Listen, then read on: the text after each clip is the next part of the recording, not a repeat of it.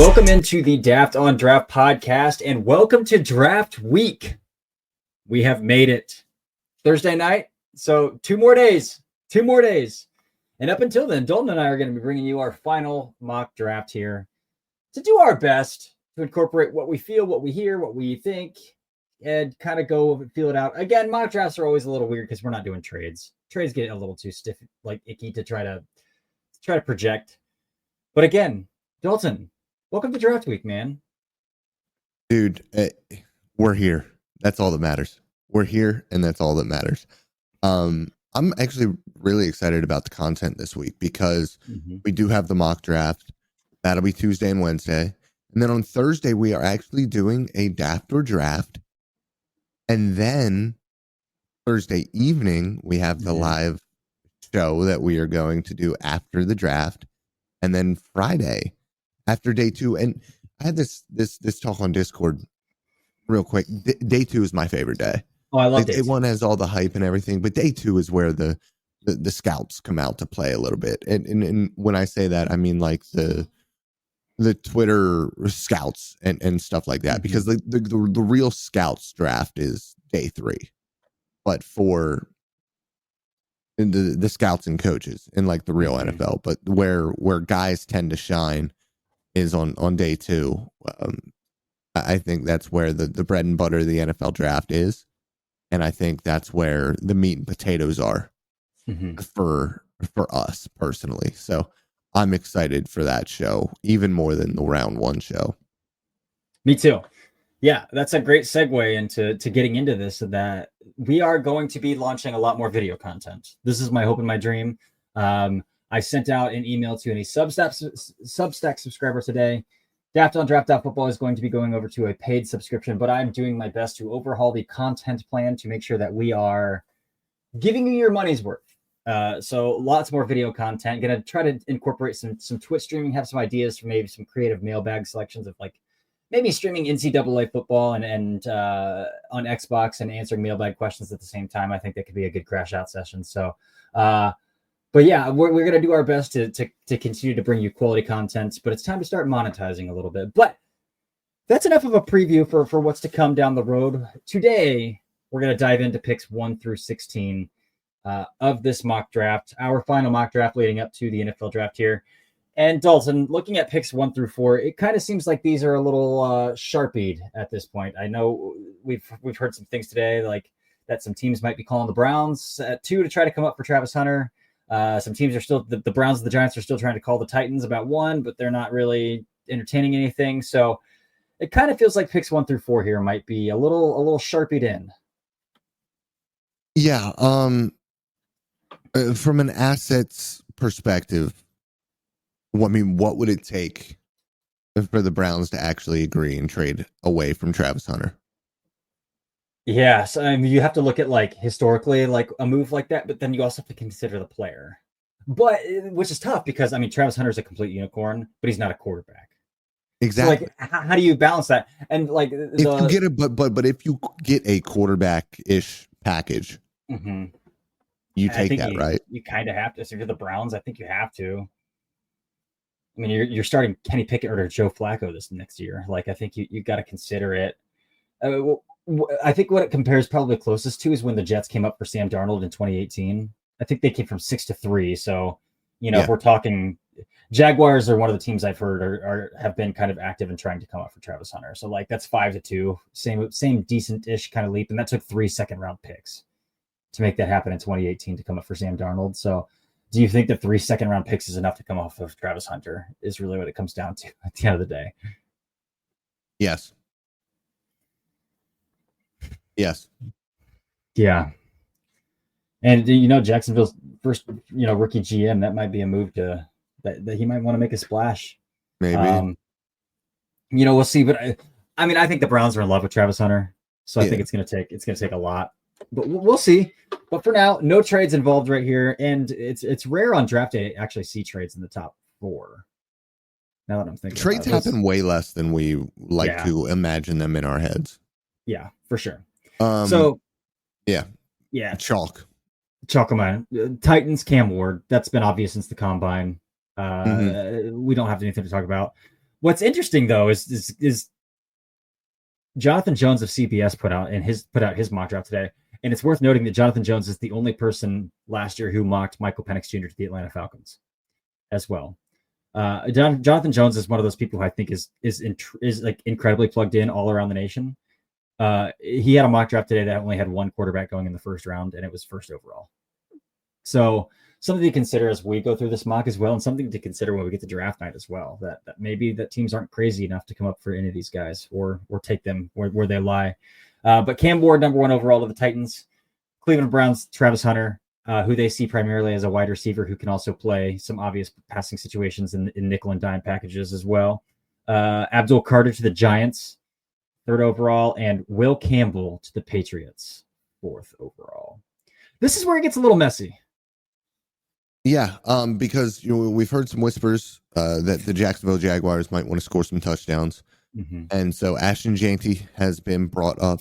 And at the end of the day, I it just feels like a Mason Graham pick. It just feels with what the Jags need. I think they've thrown assets at running back. I think that they like Tank Bigsby there in Jacksonville. And it's a little bit different because it is a new regime. So you never know when a new regime is taking over, what kind of roster turnover, what kind of players they're going to like. Even if we or if the overall environment in Jacksonville likes these guys, it doesn't matter if the new coaching staff does not. So there's a chance that they want to go out and make a splash and go with Ashton Jeanty and create some buzz and excitement, because as good as Mason Graham is, he's not getting the people excited the way that Jeanty would. But at the end of the day, I think from a roster building perspective, from an asset management perspective, the intelligent thing to do here would probably be get the guy who can bring pressure from the interior. So Mason Graham is who we decided to go with. Yeah.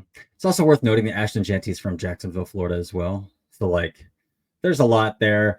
And I know Liam Cohen what I've heard is that Liam Cohen wants a workhorse, and obviously Travis Etienne is not a workhorse. That's also a guy who could probably be traded on the draft day as well. But he says that. But if you look at his time as the offensive coordinator of the Rams, he had a running back room of Cam Akers, Henderson, and rookie Kyron Williams, and then last year Bucky Irving and Rashad White. So like, he's clearly made it work with that one. I understand the need for one, but the Jaguars had one of the worst interior defensive line units last year, and it did get better. Like, and that's why they made some cuts in that room, and they're looking to overhaul that room. And I think you start that with Mason Graham. I just think that makes a lot of sense. The Raiders. So the Raiders are another tough one because this is a common Jeanty spot, but we didn't go Jeanty here either. No, over the past week or two, we've heard a lot about Colton Miller and the new regime maybe not getting along. Not necessarily not getting along, but he missed a voluntary workout, which is no big deal. But he also has no guaranteed money left on his deal. 1 year left on his deal. And the last time we saw him in a primarily zone-heavy run scheme was when he was a rookie. And that didn't go well. So, yes, he probably is improved as a player, but when a new regime comes in, new offensive line coach, there's different ways of teaching things. They might want their own guy. They might want to save a little bit of money. And I think when you look at Armand Membao, the athleticism that he has shown, the draft history a little bit of Pete Carroll, makes it tough because running back has always been there with Pete Carroll as well. But I think that they are probably going to gear up. And that's the thing. Like, do you look at this as Armand Membao as like a long-term project, or do you think he's somebody who can come in and play right away? Because I think if you are 74 years old, like Pete Carroll is, maybe he thinks, well, Ashton Jeanty is my right now. The thing is, I think that he's going to live until he's 130. Pete Carroll, and he might coach till he's 100 if he can. He's probably in better shape than half his players. Yeah. So for me, I think that this is a sneaky spot for Armand Membao, and I think it's a sneaky spot for him to play on the left or the right side, because DJ Glaze played a little bit of the left side in college. Thayer Munford did play on the left side in college and has been vocal about being more comfortable on the left side. And so you have a little bit of a swing tackle there as well. For if you throw Membao on the left side and it's just something that is just not going to work right away, or it's going to take time, or it's not going to happen. Because at the end of the day, the difference between left tackle and right tackle at the NFL level when it comes to value at this point is non-existent. Mm-mm. No, the blindside thing is a fallacy. It's a fallacy. All right. Armand Membu it is at 6-2 the Raiders. 7 New York Jets. So a lot of this is a popular Membu spot as well. I've actually heard the Jets don't particularly like Membu. And he's off the board here anyway, so it doesn't matter. The player that I have heard constantly that they love is Tyler Warren. And I think it makes a lot of sense too when you look at the amount of investment they've put into their offensive line, even including Olu Fashanu last year as their first round pick. And when you look at the quarterback they just signed, who typically doesn't love to be protected anyway in how he plays football, like how much does investing in an offensive lineman help Justin Fields get better? It doesn't. I mean, you're slated to start Tyler Warren at right tackle or Carter Warren at right tackle, which isn't great. It's not great. Let's just call it what it is.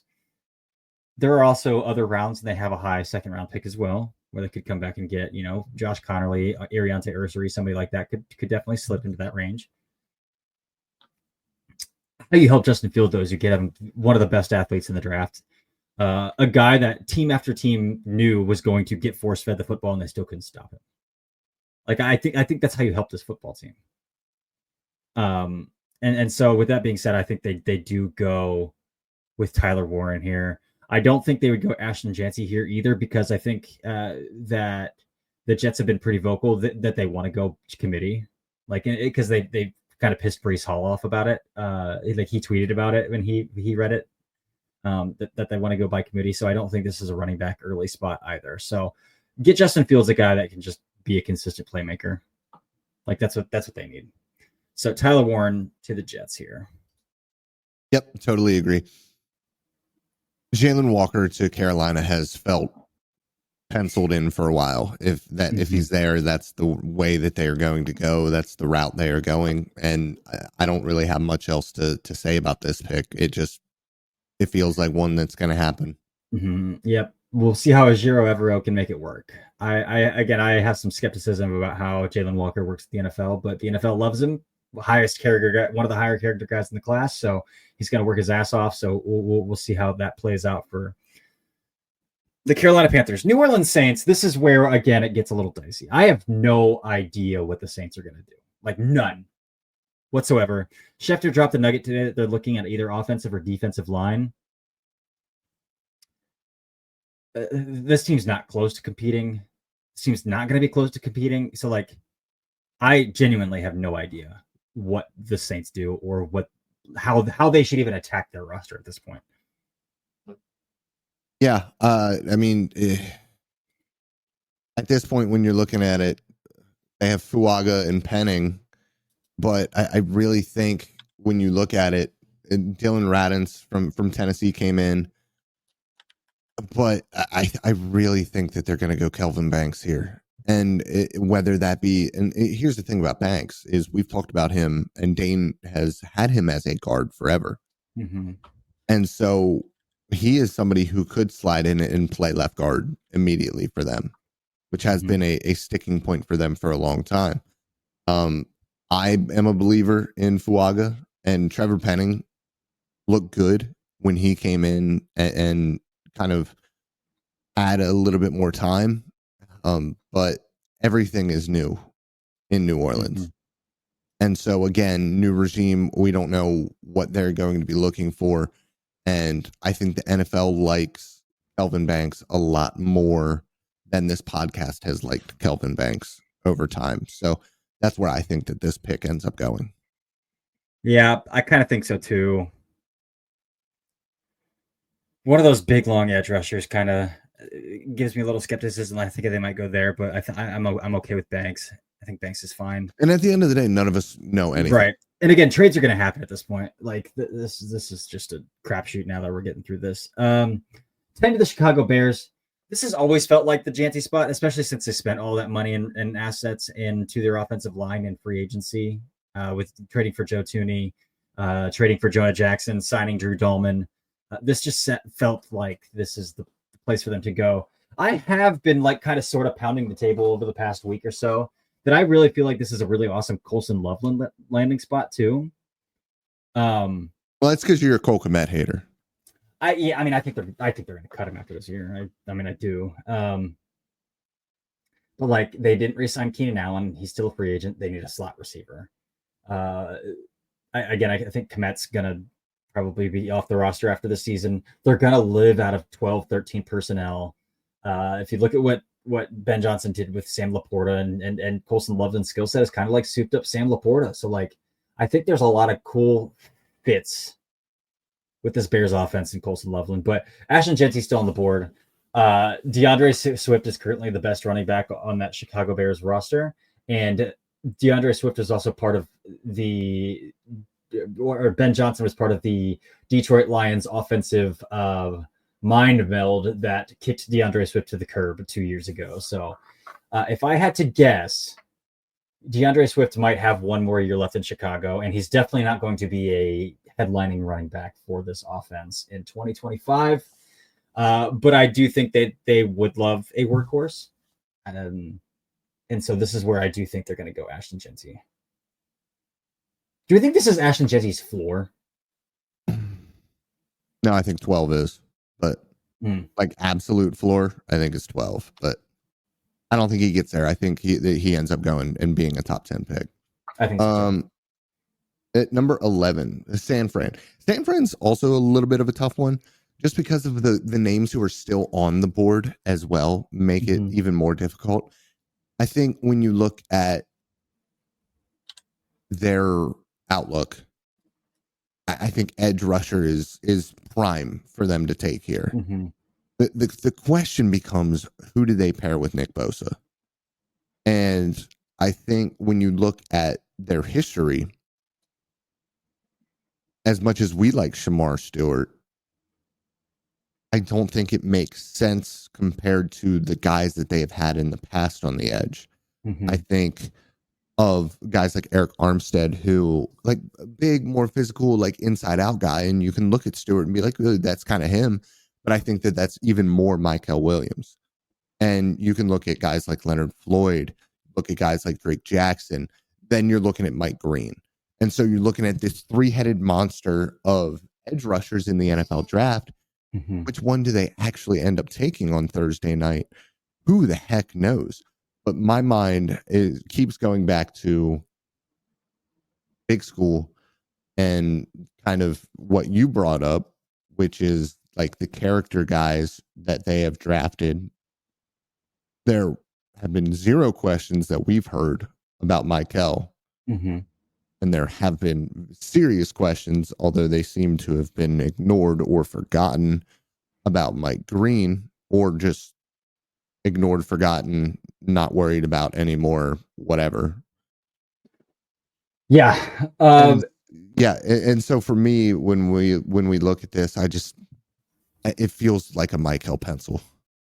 A very, very thin pencil, but it does. It does have that feel to it. I do think they're going to go defensive line. We heard some stuff about maybe some Derek Harmon medicals as well this week. This is like for me, a prime like, oh, this is a sneaky Derek Harmon spot because I think they could go defensive tackle too. But I do like the fit of Michael Williams in that defensive structure.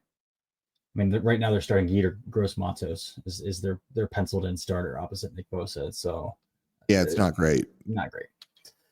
Dallas Cowboys, number 12 here. Your Dallas Cowboys. We kind of narrowed this down to three players, really. Ted McMillan, Matthew Golden, or Shamar Stewart here. Do you want to talk through this one? Yeah, I mean, just real late whispers about Shamar Stewart, that they might consider him, but the talk the entire offseason has been about getting Dak Prescott weapons. And they really do need a number two. It comes down to what they want in a number two, what they want to attack in a number two. Mm-hmm. They've gone the Brandon Cooks route. Obviously a little bit older guy, but you look at the schematic fit or the archetype fit, and that is more Matthew Golden. But they could really use an X, man. They could really use a complementary X. Mm-hmm. And I don't think Tet's a number one. I don't think any of these guys are number ones at the NFL level. But I do think Tet is a potential to be a high end number two guy alongside a Batman. Like we're talking about like a trend filled Robin. And so I think that's who he can be. I think he can be not maybe I think more of a Jordan Addison, more of a T. Higgins. And some people will say T. Higgins is a number one. But it's a lot easier to say T. Higgins is a number one right now when he's playing opposite of arguably the best wide receiver in the NFL. Yes. And so for me, that's who I think that's kind of been my comp for Tet the entire time, because those are two guys like T I didn't love, but T's length, T's ability to go out and get the football, and Joe Burrow's willingness to put him in the position and leverage passes away from defenders to allow him to use his asset, which is his length and his ability to go get the football, is perfect. And Dak Prescott is somebody who is going to throw hospital balls over the middle and allow guys to go and get the football. And that's something that we saw Tet do consistently with Noah Fafita, who is a psychopath back there. So I think that Tet is probably the guy they go with here, even though they definitely like Matthew Golden as well. Yeah.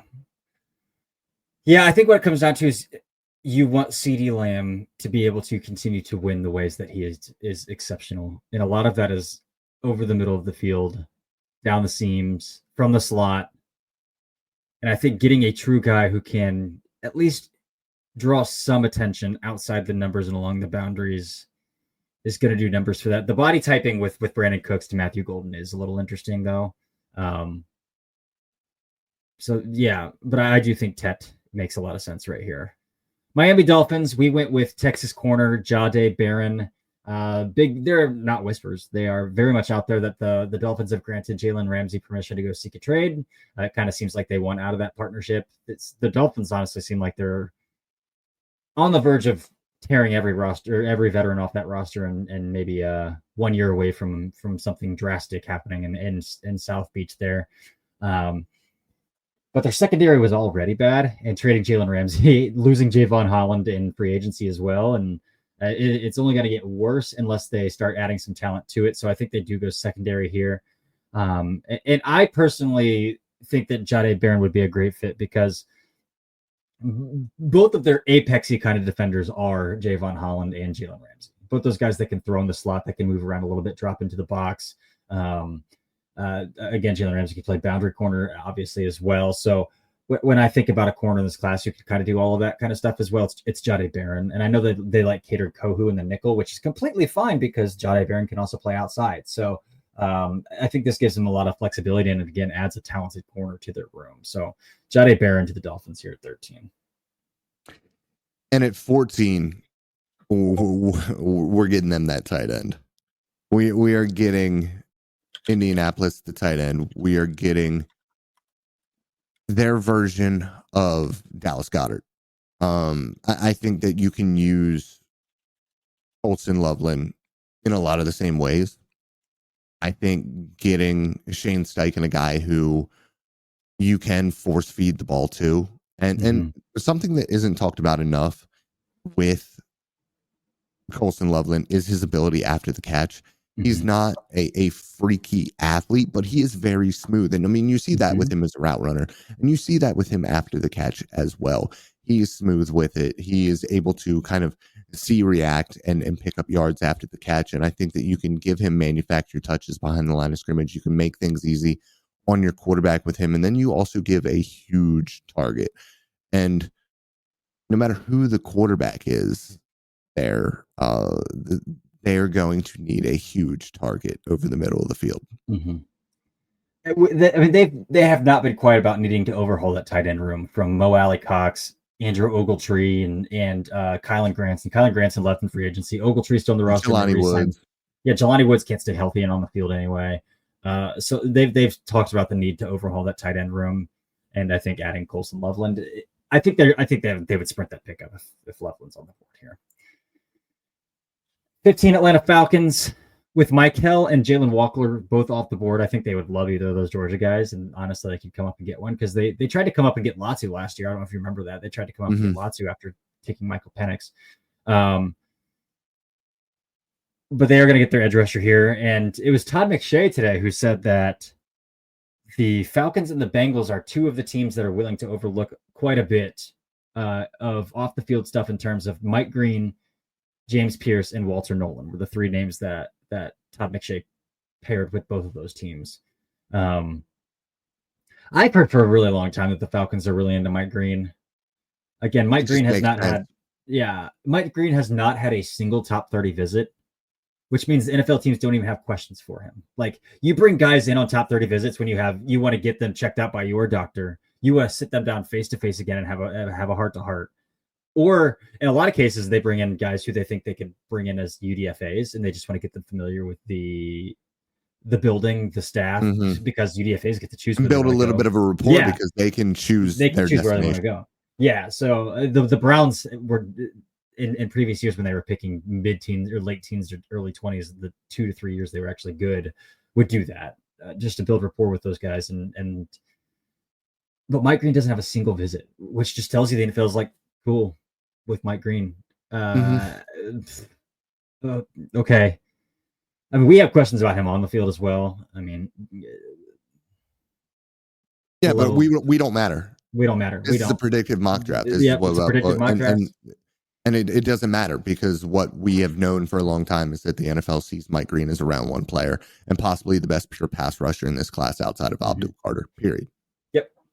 So Mike Green, 15 to the Atlanta Falcons. And at the end of the day, no matter how much we like him or dislike him, he's a better pass rusher than Jalen Walker is. Because he's a linebacker. Might not be a better football player, but he's a better pass rusher. Yeah. All right. Rounding out part one of this mock draft here, the Arizona Cardinals.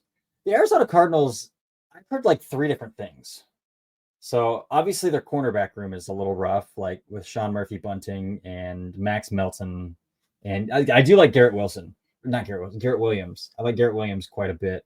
Yeah, every NFL draft Nick liked Garrett Williams. I know. But he played well last year for him too.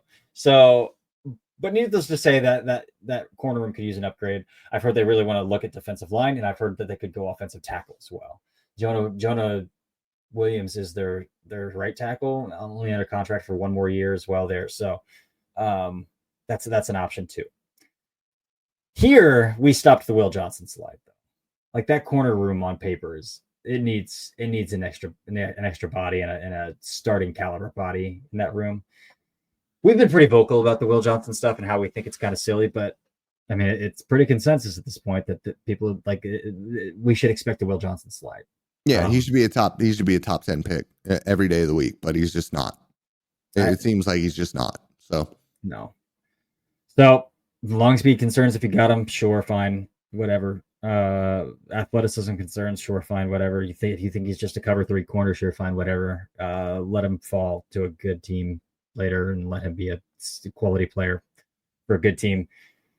In this case, it's the Arizona Cardinals, and Jonathan Gannon gets a corner here to round out the first half of this mock draft here with Will Johnson to the Cardinals.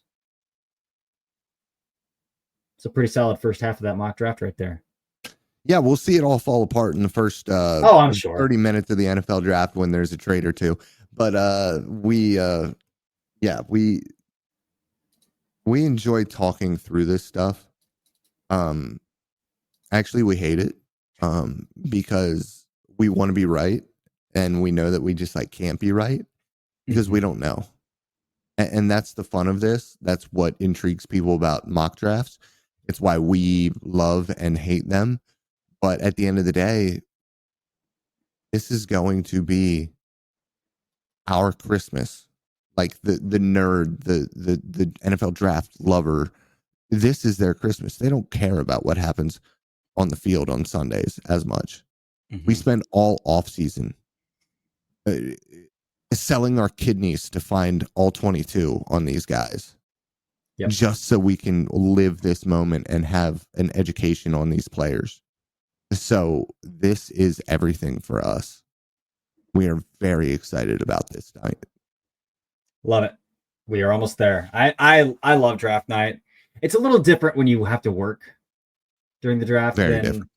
But I honestly kind of love it. I've got my laptop open. Again, on draft.football on the Substack, I'm going to do a live grading article where I'm just going to update every single pick and add my little blurb and a grade to it. So if you want to follow along, bookmark that article that I'll have out. I'll probably put it out Thursday morning, the body of it, and work off of it from there. But so I'm excited to knock that out. I have some Browns duties as well to cover there with Browns Wire. But again, Dalton and I will be going live midnight on Thursday, 11:30-ish on Friday. So that's Eastern Standard Time. There you go. So tune in with us there. Join us if it's not too late. Again, those will be published as podcast episodes the following day as well if you don't want to stay up and hang out with us. But so we totally get that. But until next time, we'll knock out 17 through 31 tomorrow, 32 tomorrow, and then call it good on the 2025 cycle in terms of mock drafts here. And then after draft on Thursday morning, a good way to close out the cycle. There's no better way to close out the cycle than a draft. So, all right. Well, until next time, I'm Corey. This is Dalton, and this is the Daft on Draft podcast. Goodbye.